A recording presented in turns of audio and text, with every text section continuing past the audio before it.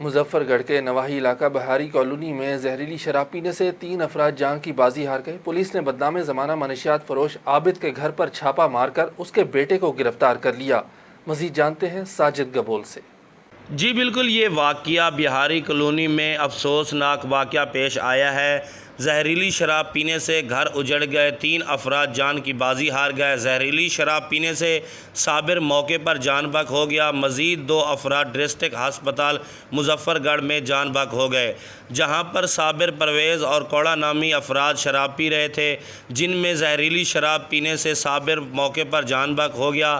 باقی 2 کو ڈسٹرکٹ مظفر گڑھ ہسپتال منتقل کیا گیا، جہاں پر پرویز اور کوڑا نامی شخص ڈسٹرکٹ ہسپتال مظفر گڑھ میں زندگی کی بازی ہار گئے۔ متاثرین کے لواحقین اور اہل علاقہ نے شراب فروش عابد مچھر کے خلاف احتجاج کیا اور RPO ڈیرہ غازی خان، DPO مظفر گڑھ حسن اقبال اور SHO تھانہ سٹی سے مطالبہ کیا کہ فوری طور پر منشیات فروش کو گرفتار کیا جائے تاکہ گھر اجڑنے سے بچ جائیں، زہریلی شراب کو بازیاب کریں اور انصاف دلایا جائے۔ اس حوالے سے SHO تھانہ سٹی گوہر علی شاہ کا کہنا تھا کہ قانونی کارروائی میں عمل لائی جا رہی ہے، ایسے ناسوروں کی معاشرے میں کوئی جگہ نہیں ہے اور منشیات فروشوں کے خلاف خصوصی ٹیمیں تشکیل دی گئی ہیں اور جلد ہی منشیات فروش عابد مچھر سلاخوں کے پیچھے ہوں گے۔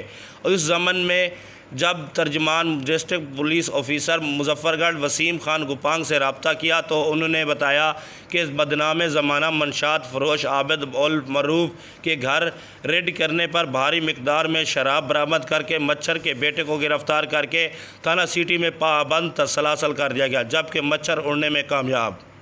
جی